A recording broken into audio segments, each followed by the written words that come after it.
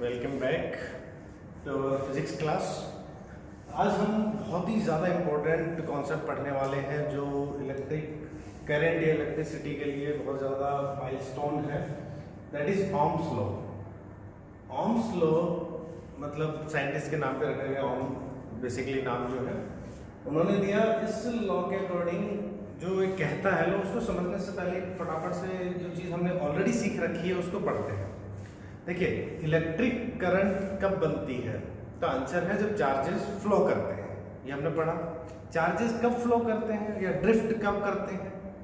तो आंसर है जब उन पर एक इलेक्ट्रिक फील्ड अप्लाई करते हैं, एक फोर्स लगता है इलेक्ट्रिक। जब इलेक्ट्रिक फील्ड अप्लाई होगा तब किसी भी कंडक्टर में चार्ज फ्लो करेगा, राइट। अब मुझे बताइए कि इलेक्ट्रिक फील्ड कैसे अप्लाई करें? तो आंसर बड़ा सिंपल है। कोई भी आपने कंडक्टर लिया और उसके साथ एक सेल या बैटरी जोड़ दिया, मतलब पोटेंशियल अप्लाई कर दिया। There is a potential difference plus और माइनस, यहाँ प्लस पैदा हो जाएंगे, माइनस जो है बीच में एक इलेक्ट्रिक फील्ड जनरेट हो गया, राइट। तो ये पोटेंशियल हमने अप्लाई किया, उससे क्या बन गया था? इलेक्ट्रिक फील्ड बन गया था। यस, और इलेक्ट्रिक फील्ड बनने की वजह से इलेक्ट्रॉन्स ड्रिफ्ट करना स्टार्ट करते हैं। और हम जानते हैं इलेक्ट्रिक करंट जिधर इलेक्ट्रॉन फ्लो करता है उसके अपोजिट होती है उसकी डायरेक्शन, तो करंट फ्लो होती है आई।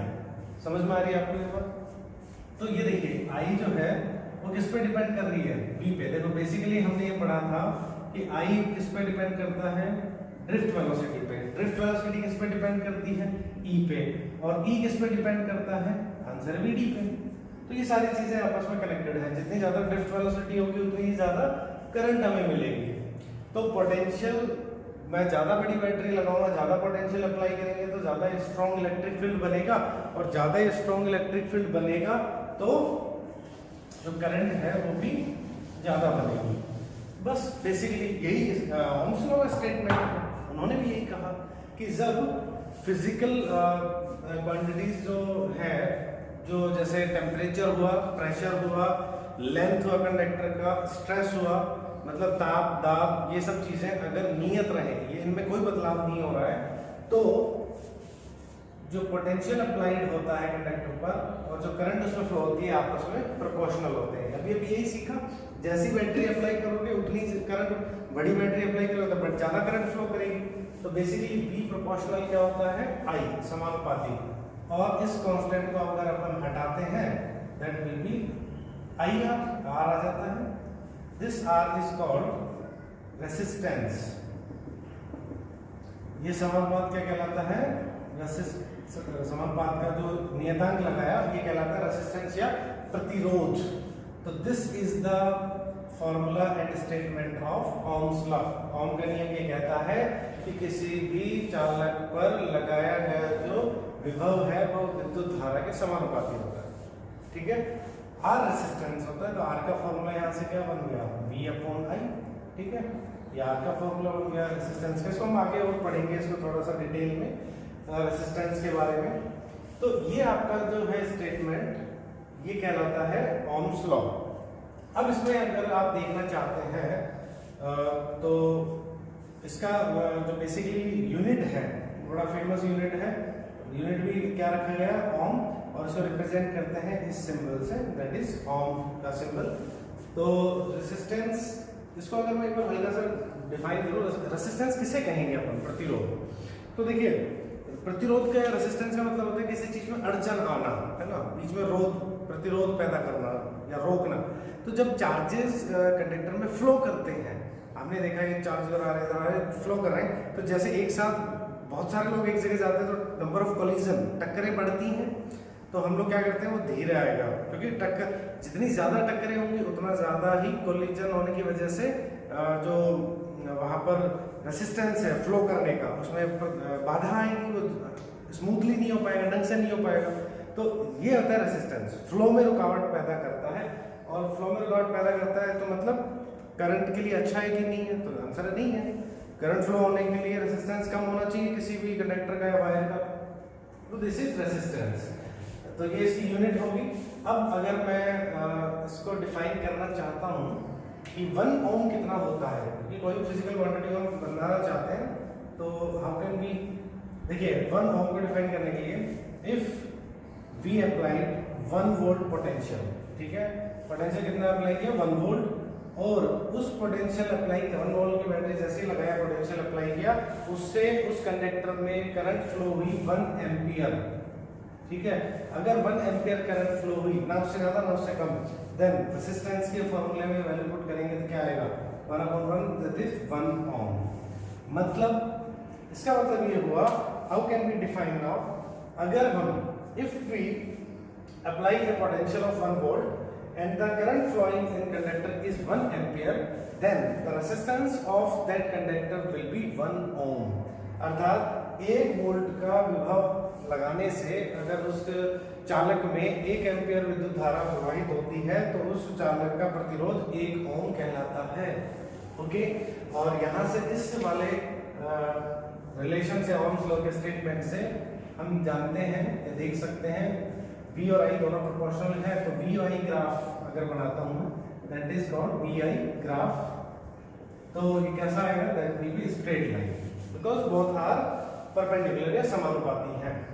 ओके, यहाँ से अगर मैं एक चीज और देखना चाहता हूँ, दिस एंगल इज थीटा, अगर हमें गिवन है तो किसी एक पर्टिकुलर वैल्यू के लिए देखो, अगर इस करंट पे या इस लो पोटेंशियल पे बात करें तो करंट क्या होगी, यहाँ थोड़ी देर बाद अगर बात करेंगे ये करंट यहाँ, तो पोटेंशियल यहाँ होगा।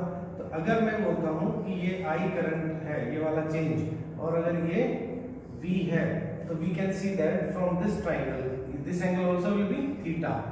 ये वाली साइड I है, ये वाली साइड V है, तो tan थीटा क्या देगा हमें, we can see that tan theta will give upon base V upon I, and V upon I क्या कहलाता है भाई, रेसिस्टेंस। यस, इस वाले ट्रायंगल की बात कर रहे हैं हम ए बी सी की, है ना, तो ये वाला चेंज I मान लिया, ये वाला चेंज V मान लिया, इसको डेल्टा भी लिख सकते हैं, delta I delta V, if this change is delta I delta V, तो ये क्या रेशो होता है, दैट इज कॉल्ड रेसिस्टेंस। तो हम ये एक स्टेटमेंट पे पहुंच गए कि अगर हमने एक ग्राफ ड्रॉ किया है VI ग्राफ पोटेंशियल और करंट के बीच में, तो उसका टेंजेंट tan थीटा में क्या देता है, रेसिस्टेंस। सो इससे हम न्यूमेरिकल सॉल्व कर सकते हैं इस तरीके के, जो हमें ग्राफिकल प्रॉब्लम दी जाएगी। Okay, so this is the Ohm's law, very important and very simple. अब आप एक चीज देखेंगे, अगर हम बोलते हैं इसको प्रूफ करके दिखाओ कि ओम्स लॉ जो कहा गया है वो ठीक है, तो हम लोग क्या करने वाले हैं, इसका आंसर है प्रूफ करना है कि ओम्स लॉ जो है वो करेक्ट है। तो देखिए फटाफट से, वी नो दैट जो करंट है, हमने ड्रिफ्ट वेलोसिटी की टर्म्स में करंट को निकाला था, दैट फार्मूला वाज NEAVD, ये फार्मूला था। एंड बट करंट डेंसिटी धारा घनत्व J क्या था, that will B I upon A, है ना, current per unit cross section area.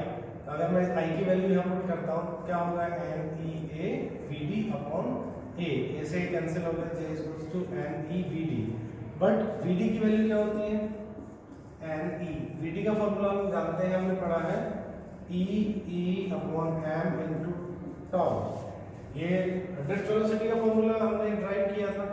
इसको सॉल्व कर दीजिए, NE square E upon M into tau.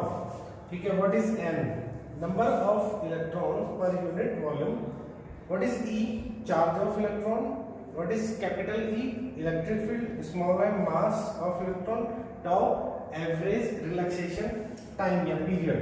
तो देखो N, E, टाउ और M ये ऑल आर कांस्टेंट, तो अगर मैं इसको यहाँ लिखता हूँ, J is equals to NE square tau upon M, इसको आप अलग से लिखें इनटू E। ठीक है, ये वाली जो टर्म है this is constant and it's called sigma. What is the mean by sigma, this is called, sigma is conductivity या कंडक्टेंस, इसको हिंदी में बोलेंगे चालकता। तो कंडक्टिविटी ये टर्म रिप्रेजेंट करती है, कंडक्टिविटी मींस कितनी ज्यादा उसमें कंडक्टेंस है कितना इलेक्ट्रॉन्स फ्लो कर सकते हैं, इसको अपन वेक्टर रिप्रेजेंटेशन करें तो ये वेक्टर रिप्रेजेंटेशन आता है। Okay, but here we know that J को हम क्या लिख सकते हैं, आई अपॉन ए, ठीक है, जे को I upon A is equal to sigma and what is E, E को मैं पोटेंशियल की टर्म्स में लिखना चाहता हूँ because we have to prove B proportional I, है ना, बी और आई में लेके आना relation, that is sigma and what is E, E को हम लिखते हैं potential v equals to on L, ठीक है, v इक्वल्स टू क्या होता है e इंटू एल, ठीक है।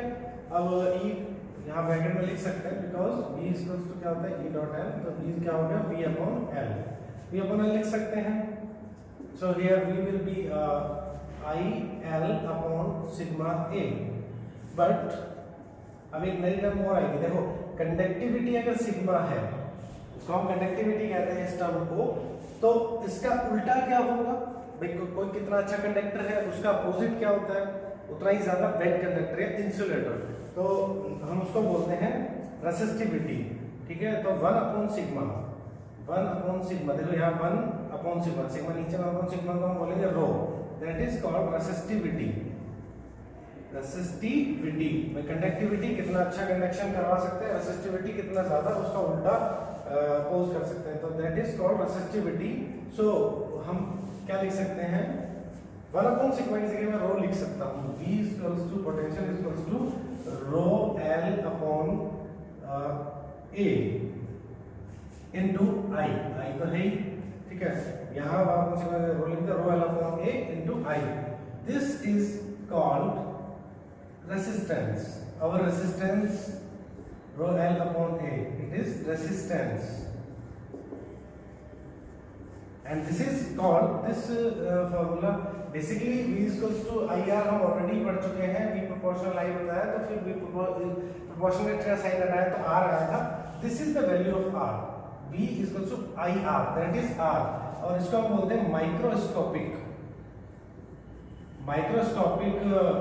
फॉर्म ऑफ ओम्स लॉ, सूक्ष्म रूप है ये ओम्स लॉ का, ठीक है। इसको हम क्या लिख देंगे फिर, then V is equals to RI, and this is how from where we started, यही तो हमारा ओम्स लॉ है, V proportional I। तो यहाँ से ओम्स लॉ प्रूव होता है, ये सारी चीजें, इसमें 2 चीजें नई आई हैं, what is the mean by conductivity, conductivity क्या है, रेसिस्टिविटी क्या है, इनको थोड़ा हम नेक्स्ट चैप्टर में अलग से पढ़ेंगे, but here we want to prove the Ohm's law. Conductivity फिर से पढ़ेंगे आगे, ये कांस्टेंट चीज है, कांस्टेंट होता है, रेसिस्टिविटी ये भी आगे पढ़ेंगे, and what is mean by resistance, इसको भी थोड़ा डिटेल से पढ़ेंगे, इसका सब कुछ यूनिट वगैरह फिर से।